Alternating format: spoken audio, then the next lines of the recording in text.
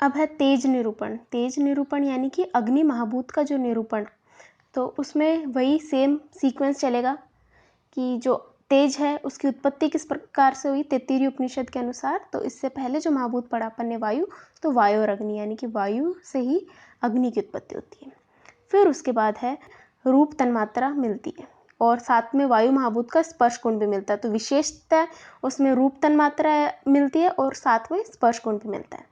फिर बताया है कि इस अग्नि महाभूत की परिभाषा क्या है या किस प्रकार से दूसरे तरीके से इसकी उत्पत्ति बताइए। तो बताया है कि जो वायु होती है उससे आकाश की उत्पत्ति किस प्रकार हुई। वायु के अंदर गति गुण मिलता है, तो वो गति के कारण बहती रहती है। जहाँ भी वो स्पर्श करेगी, स्पर्श गुण करेगी, जैसे किसी भी सरफेस को उसने स्पर्श किया तो वहाँ पर गति गुण के कारण स्पर्श करते हुए घर्षण होगा। घर्षण के कारण साथ में उष्मा उत्पन्न होगी। तो उष्मा का उत्पन्न होना ही इन्होंने क्या बताया कि अग्नि उत्पत्ति हो जाती है। इस प्रकार वायु महाभूत से अग्नि उत्पत्ति बताइए। और फिर लास्ट में है कि इसमें कौन सा गुण है सत्व आदि के आधार पर। तो जो वायु महाभूत होता है उसमें सत्व और रज रहता है। फिर है कि प्रशस्त पाद भाष्य ने कौन कौन से गुण बताए हैं अग्नि महाभूत या तेज महाभूत के। तो सबसे पहले वही 5 गुण छांट लेते हैं हम। संख्या, परिणाम, पृथक्त्व, संयोग और विभाग, ये कॉमन है। उसके बाद है हमने वायु महाभूत में परत्व और अपरत्व देख चुके और वेग नामक संस्कार देख चुके। फिर वायु महाभूत का ही स्पर्श गुण हो चुका। अब अग्नि महाभूत का है स्पेसिफिक रूप, द्रवत्व, ये 2 एक्स्ट्रा हैं। तो वायु महाभूत में हमने 9 गुण पढ़े थे प्लस 2 रूप और द्रवत्व, यानी कि टोटल 11 गुण हो गए प्रशस्त पाद भाष्य के अकॉर्डिंग। फिर है कि अग्नि महाभूत से शरीर में पाए जाने वाले कौन कौन से भाव हैं। तो अग्नि महाभूत के भाव बताए हैं कि एक तो इंद्रिय और एक उसका अर्थ। तो नेत्रेंद्रिय, उसका अर्थ क्या हुआ शरीर का वर्ण, रूप, और जो 5 का अग्नि है उसके हिसाब से हम उष्मा, पाचन शक्ति, मेधा, कांति, तेज, शौर्य, क्रोध, संताप, उष्णता, तैक्षण्य, ये सब तेज महाभूतात्मक भाव है।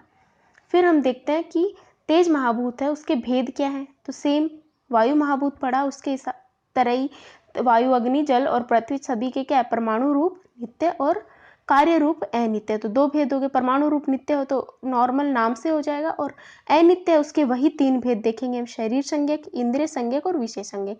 शरीर संज्ञक में वही जैसे वायु महाभूत देखा अयोनिज। इंद्रिय संज्ञक में कौन सी इंद्रिय होती है, तो तेज महाभूत है तो उसमें नेत्रेंद्रिय यानी कि चक्षु इंद्रिय। फिर लास्ट में है विषय संज्ञक। विषय संज्ञक है उसके भेद होंगे कि बताए हैं कि विभिन्न रूपों में पाई जाने वाली अग्नि है ये। एक तो भौम तेज, दिव्य तेज, औदर्य और आकरेज। भौम यानी कि जो भूमि पर पाई जाती है, जैसे हम लकड़ी वगैरह जलाकर देखते हैं। दिव्य तेज का मतलब है जो दिव्य स्रोतों से हमें अग्नि प्राप्त होती है, जैसे दिव्य स्रोत जैसे सूर्य हुआ, विद्युत बिजली चमकती है उससे हमें बिजली दिखती है। जो औदर्य यानी जो उदर की अग्नि, जाठरा अग्नि हमारी। आकरज यानी जो धातुओं की चमक होती है, जैसे स्वर्ण चमकता है, चांदी चमकती है, जो खानों में चमक पाई जाती है वो आकरज तेज। तेज के भेद का लास्ट में चार्ट है कि नित्य, परमाणु रूप और कार्य रूप अनित्य। फिर कार्य रूप अनित्य के सेम शरीर संज्ञक, इंद्रिय संज्ञक, विषय संज्ञक। विषय संज्ञक है उसके भौम, काष्ठाग्नि, दिव्य, औदर्य और आकरज। फिर इन्होंने कुछ एक्स्ट्रा अलग बताया है कि प्रकाश की मात्रा और उष्णता की मात्रा, 2 पॉइंट लिए हैं, प्रकाश और उष्णता, यानी कि चमक और साथ में उष्मा। उसके आधार पर अग्नि के स्रोतों के 4 भेद बताएं। स्रोतों के जैसे जिसमें प्रकाश भी हो और उष्मा भी हो, दोनों हो। सूर्य में प्रकाश, चमक भी होती है और साथ में हमें उसमें उष्मा भी, हीट भी होती है उसमें। फिर है जिसमें प्रकाश तो हो लेकिन उष्मा न हो, जैसे चांद चमकता है लेकिन उसमें उष्मा नहीं होती, शीतलता होती। तो ये उसके आधार पर हो गया। फिर जिसमें कि उष्णता हो लेकिन प्रकाश नहीं हो, जैसे लुएं चलती है उसमें उष्मा होती है लेकिन उनमें चमक नहीं होती। फिर जिसमें दोनों ही प्रकट हो लेकिन अग्नि हो उसमें, जैसे नेत्र का तेज, हमारी आंखों में जो तेज है। तो ये जो टॉपिक है ये इंपॉर्टेंट है, अलग से क्वेश्चन पूछ लिया जाता है 2 नंबर का इससे। फिर उसके बाद है तेज महाभूत के अंदर ही विद्युत निरूपण, यानी विद्युत जो आकाश में हम बिजली चमकते हुए देखते हैं उसके बारे में निरूपण किया है। तो 2 शब्द हैं हमारे पास, एक तो विद्युत और एक है तड़ित। तो विद्युत है उसमें बताया है कि वी उपसर्ग द्युत धातु प्लस क्युप पढ़ते हैं। इन तीनों के जुड़ने से विद्युत शब्द बना है। इसके पर्याय बताए हैं, तड़ित, चपला, सौदामिनी, चंचला आदि, ये सारे तेज का ही रूप है। फिर उसके बाद इसका निरुक्ति बताइए, विशेष, आभा या प्रभा से युक्त। फिर हमारे पास बिजली का ही, विद्युत का ही एक दूसरा पर्याय है तड़ित। तड़ित कब कहेंगे उसको, जब वो वृक्ष आदि को ताड़ित करती है, यानी उन पर आघात जब गिर जाती है तब उसे तड़ित। इसकी व्युत्पत्ति बताइए, तड़ धातु में इति प्रत्यय लगने से विद्युत शब्द बना है, जिसका अर्थ होता है मारने या वध करने वाली। बिजली जिस पर गिरती है उसे मार डालती है, तो वो हो गया। फिर ज्योतिष शास्त्र में विद्युत के 4 भेद बताए, कपिला, लोहिता, पीता और सीता। कपिला यानी कपिश वर्ण की होती है, येलोविश कलर की।